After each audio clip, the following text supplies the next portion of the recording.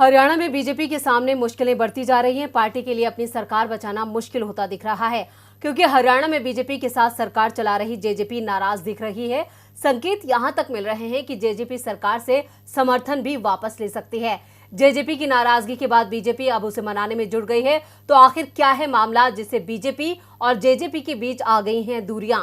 देखते हैं ये रिपोर्ट। जननायक जनता पार्टी के नेता दिल्ली में मंथन कर रहे थे तो हरियाणा में बीजेपी नेताओं की धड़कनें बढ़ती जा रही हैं। जेजेपी में मंथन चल रहा था कि क्या हरियाणा सरकार से अलग होने का वक्त आ गया है। दरअसल आदमपुर उपचुनावों को लेकर बीजेपी और जेजेपी आमने सामने आ गए हैं। पहले तो उपचुनावों में जेजेपी ने बीजेपी को समर्थन देने का ऐलान तक कर दिया था, लेकिन बीजेपी ने चुनाव प्रचार में जेजेपी को पूरी तरह से किनारे कर दिया, जिससे नाराज जेजेपी अपना फैसला बदलने की तैयारी में दिख रही है। आदमपुर उपचुनाव के लिए बीजेपी ने जितने भी पोस्टर जारी किए, उनमें जेजेपी नेताओं के ना तो नाम है और ना ही तस्वीरें, सिर्फ बीजेपी नेताओं के चेहरे ही दिख रहे हैं, जिससे नाराज जेजेपी ने साफ संकेत दे दिए हैं कि अगर बीजेपी को अलग जाना हो तो भी अपना रास्ता अलग तलाश सकती है।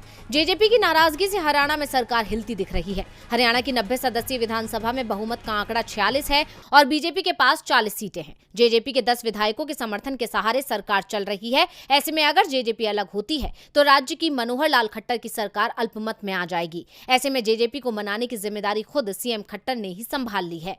उन्होंने कहा कि हरियाणा में जेजेपी बीजेपी गठबंधन में मजबूती से काम कर रहा है। हमारे बीच में कोई विवाद नहीं है। आदमपुर में तो अभी सही तरीके से प्रचार भी शुरू नहीं हुआ है। लोकल लेवल पर पोस्टर जारी किए गए हैं, इसलिए कुछ गलतियां हो गई हैं। जब सही तरीके से चुनाव प्रचार शुरू होगा तो मंच पर जेजेपी के नेता भी दिखाई देंगे। पोस्टर में उनके नेताओं की तस्वीरें भी दिखाई देंगी। जाहिर सी बात है कि खट्टर का ये बयान जेजेपी के गुस्से को शांत करने के लिए है। ऐसे में देखना है कि क्या जेजेपी उपचुनाव में बीजेपी का समर्थन करेगी। वैसे हरियाणा में अब तक हुए उपचुनावों में बीजेपी को झटका ही लगता रहा है। उसे उपचुनावों में लगातार हार मिलती रही है।